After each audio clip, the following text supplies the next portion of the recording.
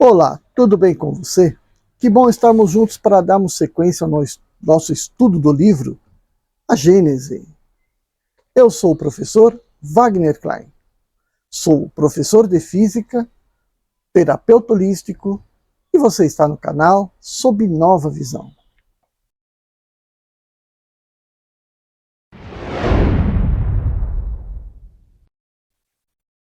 Hoje ainda, no capítulo Uranografia Geral, nós vamos para o item A Via Láctea. Parágrafo 32. Durante as belas noites estelares e sem lua, cada um pode notar esse clarão esbranquiçado que atravessa o céu, de uma extremidade à outra, e que os antigos haviam denominado Via Láctea, por causa de sua aparência leitosa. Esse clarão difuso foi longamente explorado pelo olhar do telescópio nos tempos modernos. E esse caminho de pó de ouro, ou esse regato de leite da antiga mitologia, transformou-se num vasto campo de maravilhas desconhecidas. As pesquisas dos observadores conduziram ao conhecimento da sua natureza e mostraram, lá onde o olhar perdido não encontraria senão uma fraca claridade, milhões de sóis, mais luminosos e mais importantes do que aquele que nos ilumina. 33. A Via Láctea, com efeito, é um campo semeado de flores solares ou planetárias, que brilham em sua vasta extensão. O nosso Sol e todos os corpos que o acompanham fazem parte desses globos resplandecentes dos quais se compõe a Via Láctea. Mas, apesar das suas dimensões gigantescas relativamente à Terra e à grandeza de seu império, não ocupam, no entanto, senão um lugar inapreciável nessa vasta criação.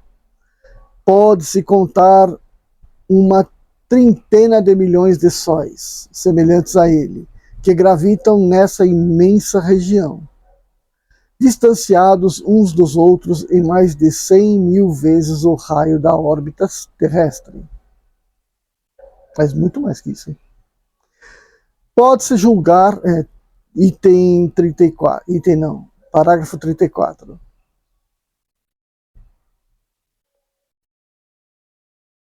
Pode-se julgar por essa aproximação da extensão dessa região sideral e da relação que une o nosso sistema à universalidade dos sistemas que a ocupam. Pode-se julgar igualmente a exiguidade do domínio solar e a fortiori donada de nossa pequena Terra. Que seria isso, pois, se considerassem os seres que a povoam? Digo donada porque as nossas determinações se aplicam não somente à extensão material física dos corpos que estudamos, isso seria pouco, mas ainda e sobretudo ao seu estado moral de habitação, ao grau que ocupam na eterna hierarquia dos seres. A criação aí se mostra em toda a sua majestade, criando e propagando tudo ao redor do mundo solar, e em cada um dos sistemas que o rodeiam por todas as partes, as manifestações da vida e da inteligência. 35. Conhece-se dessa maneira a posição ocupada pelo nosso Sol ou pela Terra no mundo das estrelas. Essas considerações adquirirão ainda um maior peso se refletir no próprio estado da Via Láctea, que, na imensidão das criações siderais, não representa ela mesma senão um ponto insensível e inapreciável visto de longe, porque ela não é outra coisa do que uma nebulosa estelar, como existem milhares delas no espaço. Se nos parece mais vasta e mais rica do que as outras, é pela única razão de que nos rodeia e se desenvolve em toda a sua extensão sob os nossos olhos, ao passo que as outras, perdidas nas profundezas insondáveis, deixam-se entrever com dificuldade. 36.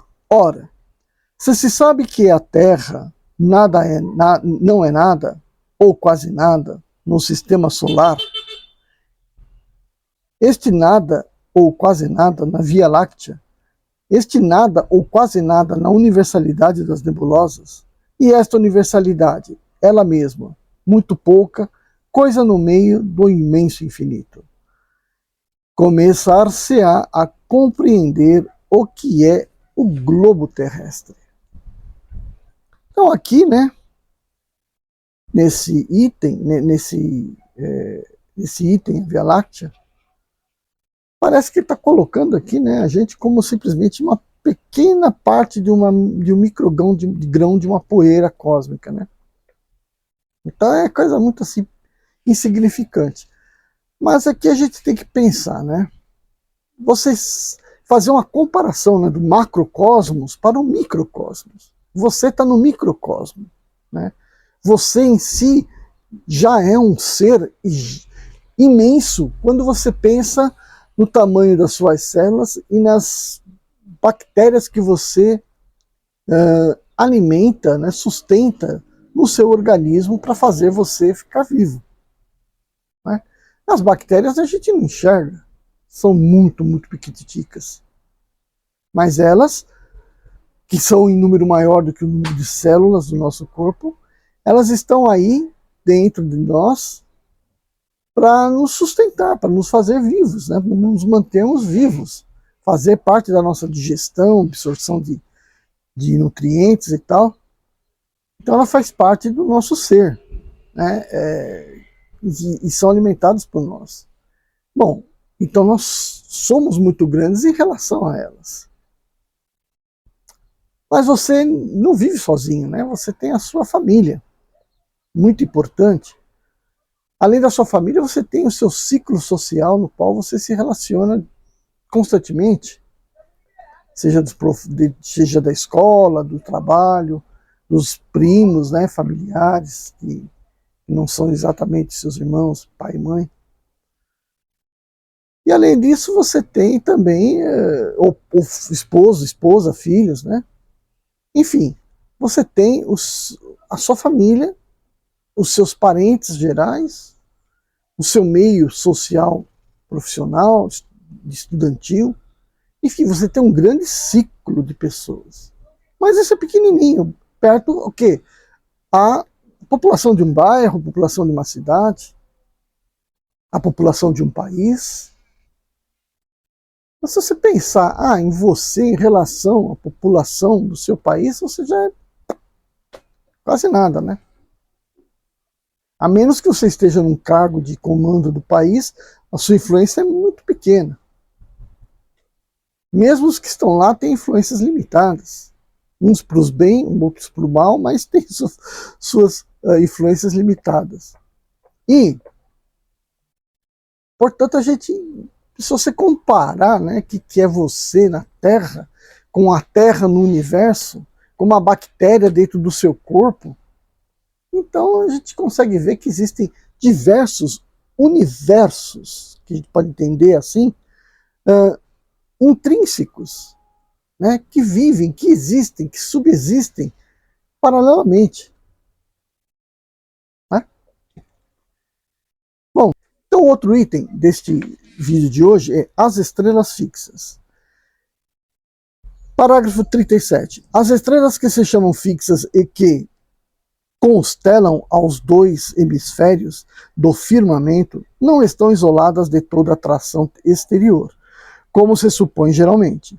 Logo, longe disso, elas pertencem todas a uma mesma aglomeração de astros estelares.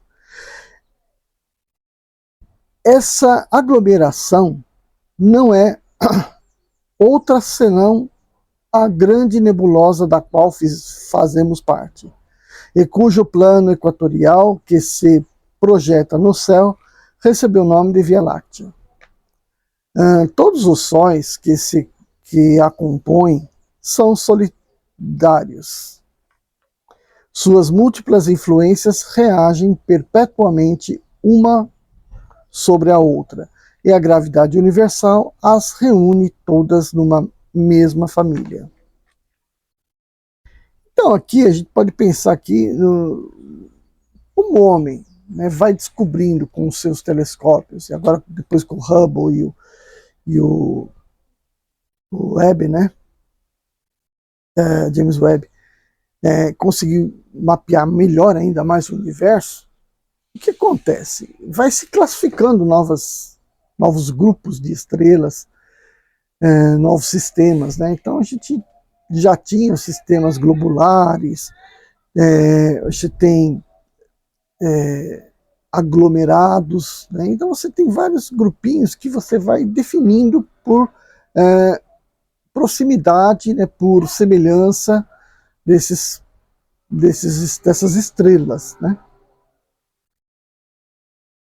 Com o diagrama de Herschel, a gente tem os tipos de estrelas, que também é muito importante, porque eles mostram quais formações estelares existem, né? Porque a gente pode classificar as estrelas.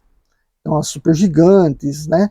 As gigantes azuis, as gigantes vermelhas, e assim vai indo, né? Até as pequenas anãs brancas. E o Sol está ali no meio desse diagrama, né, como uma estrela de médio porte. 38. Entre esses diversos sóis, a maioria é, como o nosso, cercada de mundos secundários, que iluminam e fecundam pelas mesmas leis que presidem a vida do nosso sistema planetário. Uns, como Sírios, são milhares de vezes mais magníficos em dimensão e riquezas do que o nosso, e o seu papel mais importante no universo, do mesmo modo, os planetas em maior número e muito superior aos nossos que os rodeiam.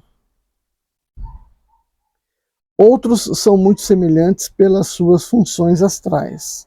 É assim que um certo número desses sóis, verdadeiros gêmeos de ordem sideral, são acompanhados de seus irmãos da mesma idade e formam no espaço sistemas binários aos quais a natureza deu funções diferentes às que dizem respeito ao nosso Sol. E aqui tem um comentário deles. É a que se chama em astronomia estrelas duplas. São dois sóis, dos quais um gira ao redor do outro, como um planeta ao redor do seu Sol. De que estranho e magnífico espetáculo devem gerar os habitantes desses mundos que compõem os seus sistemas, iluminados por um duplo Sol. Mas também quanto devem ser ali diferentes as condições de vitalidade. Numa comunicação dada ulteriormente, o espírito de Galileu acrescenta: existem mesmo sistemas mais complicados nos quais diferentes sóis desempenham face a face um do outro o papel de satélite. Produzem-se, então, efeitos de luz maravilhosos para os habitantes dos globos que iluminam tanto mais que, apesar de uma proximidade aparente, os mundos habitados podem circular entre eles e recebem, alternadamente, ondas de luz diversamente coloridas, cuja reunião recompõe a luz branca. É muito interessante essa colocação. Para mim tem duplo interesse, né? Porque aqui ele cita que é o espírito de Galileu falando. Ou seja, depois de seu desencarne, Galileu continuou no seu trabalho admirável de conhecer esses mundos longínquos. E aí, continuando o parágrafo 38. Ali os anos não se medem mais pelos mesmos períodos, nem os dias pelos mesmos sóis. E esses mundos, iluminados por uma dupla luz, receberam por herança condições de existência inimagináveis para aqueles que não saíram nunca desse pequeno mundo terrestre. Os astros, sem cortejo, privados de planetas, receberam os melhores elementos de habitabilidade que não forem concebidos a alguns. As leis da natureza são diversificadas em sua imensidão e, se a unidade é a grande palavra do universo, a variedade infinita não lhe é menos o eterno atributo. 39. Apesar do número prodigioso dessas estrelas e de seus sistemas, malgrado as distâncias incomensuráveis que as separam, todas elas não pertencem menos à mesma nebulosa estelar, que os olhares dos mais possantes telescópios podem, com dificuldade, atravessar e que as concepções, as mais ousadas da imaginação, podem com dificuldade transpor. Nebulosa que, não obstante, não é senão uma unidade na ordem das nebulosas que compõem o mundo astral. 40. As estrelas que se chamam fixas não estão imóveis na extensão. As constelações que se figuram na abóbada do firmamento não são criações simbólicas reais.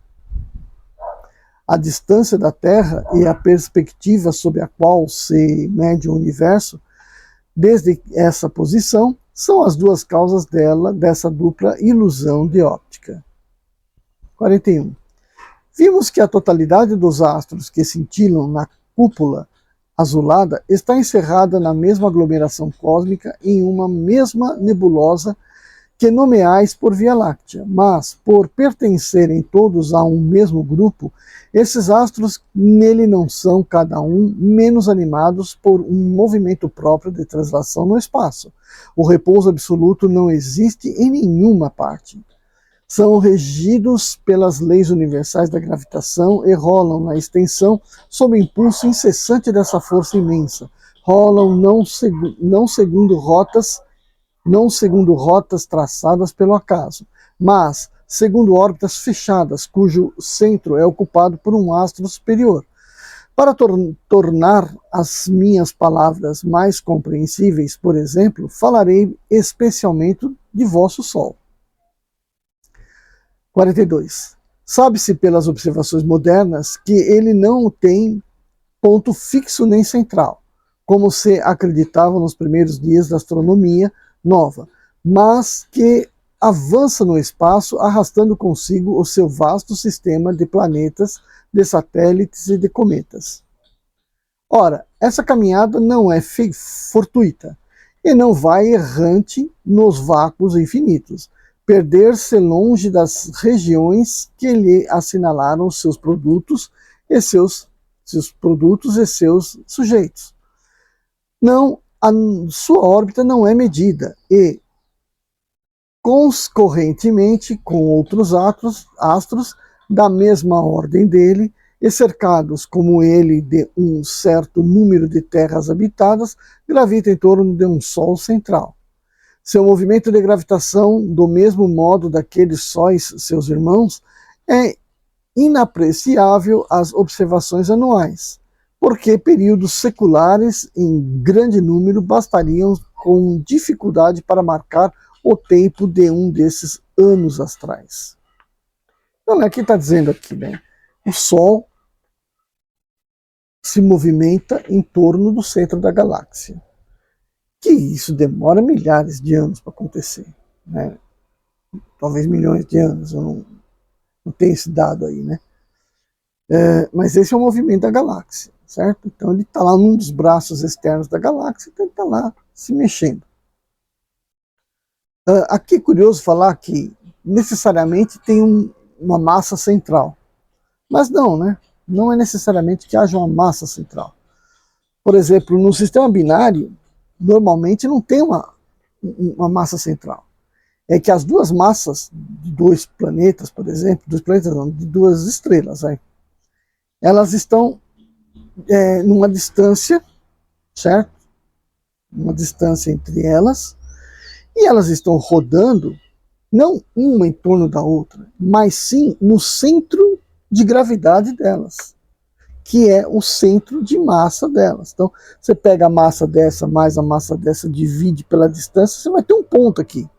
Esse ponto é o ponto no qual as duas estão orbitando. Então, a mais massiva faz uma órbita mais central e a menos massiva uma órbita mais aberta, tá? Mais afastada do centro. Então, as duas giram em torno de um ponto central.